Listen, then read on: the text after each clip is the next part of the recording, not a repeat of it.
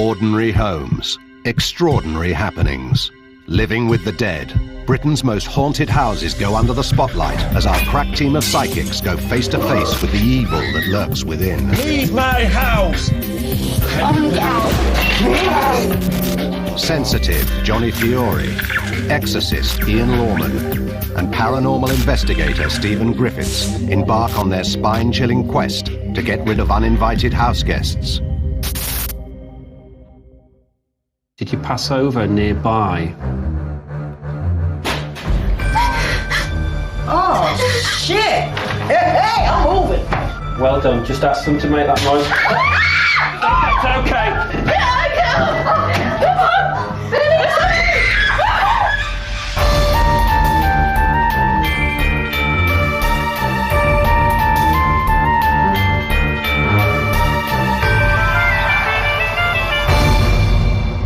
Chelsfield, on the outskirts of Orpington in Kent, and the Living with the Dead team are on a mission to investigate supernatural activity at this suburban semi, home of the Davidson family, 22-year-old IT consultant Billy, 19-year-old dressmaker Pippa, and their mother, childminder Sylvia. Well, we've been here, give or take, 10 years. We've always been happy here. We like the area, people around here. We've moved about quite a lot in the past. It's probably the first time we've actually been settled since I can remember, and it's been just me and my mum and my sister, so it's quite nice. For many years, the sisters believe they've experienced paranormal activity in the house. It's mainly noises that the girls hear downstairs. It seems to be when I'm not in the house. I used to hate it, the thought of her going out, because I knew that when she left I was going to be scared hearing the noises again. Every night at 12:30, near on without fail, you'll hear footsteps and they walk up and down the kitchen. And this will go on till 1 o'clock in the morning. And various nights they'll also slam the kitchen doors up, the kitchen cupboards as well. Sometimes it would get scary, like when the steps would come nearer to you, like start to come up the stairs. One particular incident has had a lasting effect on the family. My eldest daughter's in the house of her friend, just the two of them. We were in my bedroom and I think we were just actually sitting there watching TV, and I hadn't told her about the noises that you hear in the house when nobody's in. And then it wasn't until she asked me, she said, "Have you just heard somebody come in the back door?" And I said, "Yeah." And then I said, "Can you hear the kitchen doors slamming?" She said, "Yeah," but I didn't want to say anything. I went, "No, neither did I." And then the footsteps started coming away from the kitchen and through the hallway. So we thought, well, that's getting closer now. So we started getting worried, and we was like, do we call the police? Do we call my mum? Because we knew she was local. In the end, we ended up in the bathroom. These footsteps were slowly coming up the stairs. We had 999 on the phone. I said, well, do I call it or not? And we heard the footsteps get to the top of the stairs, and there was a creak outside. And the bathroom door you can actually unlock. It's just a turn lock, so you can undo it from the outside. So I had my hand on the lock.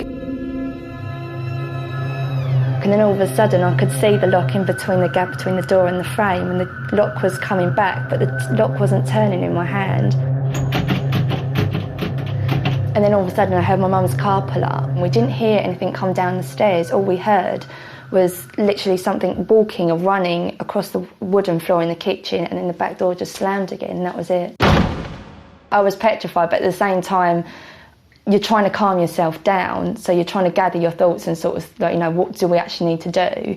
I've never seen Billy so frightened in all her life. So who or what could this sinister presence be? It's a young girl. She must be sort of early, mid-20s.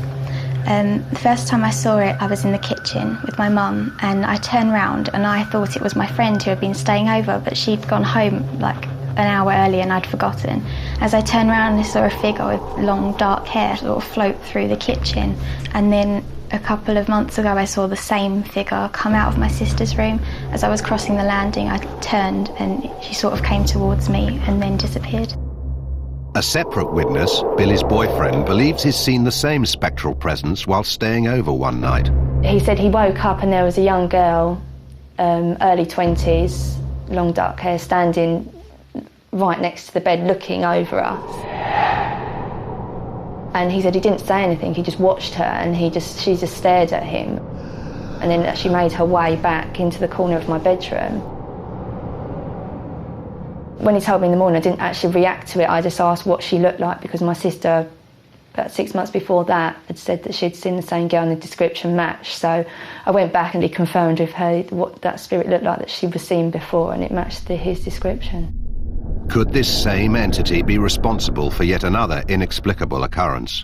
I was sitting in my room and I had my music on very loud, and I was on my computer and doing all sorts of things in my room. And my sister and her boyfriend were in their room. All of a sudden I heard something just smash. And as it smashed, I looked up and the wall sort of shook where I've got all my wardrobe attached to it. Maybe froze for about 2 or 3 minutes, sort of realised, what the hell happened. Got up and then we checked and we looked on the floor and there was nothing there. There was no glasses on the shelf. There was nothing, absolutely nothing in her room that would show that anything had been broken. It actually sounded like somebody was physically standing in the centre of my room with a large glass object, so like a wine bottle, and just as hard as they could just threw it against that wall. You almost feel that something is trying to get her. In the belief that they are sharing their home with at least one entity from another dimension, what would the family like to get out of this investigation?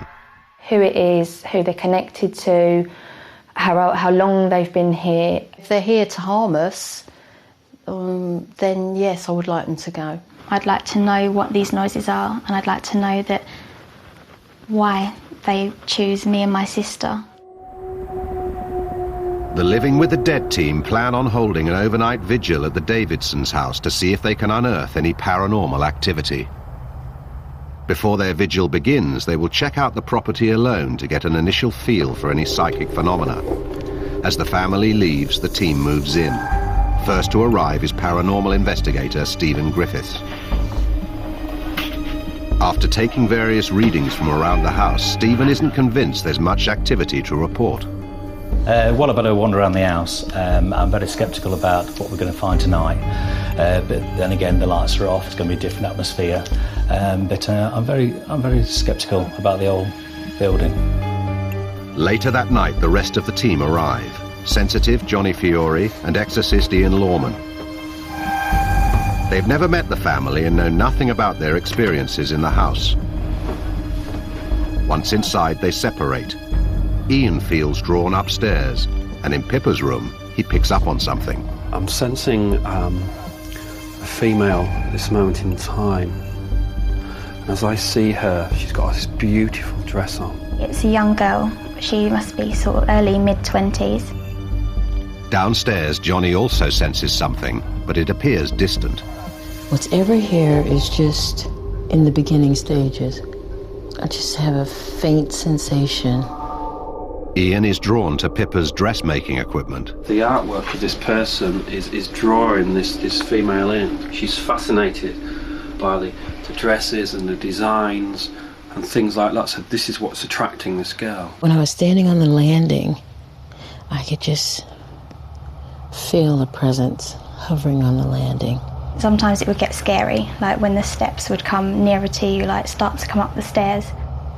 It's a naughty energy. It's an energy that, if left unchecked, could get out of control. Coming up, the team spend a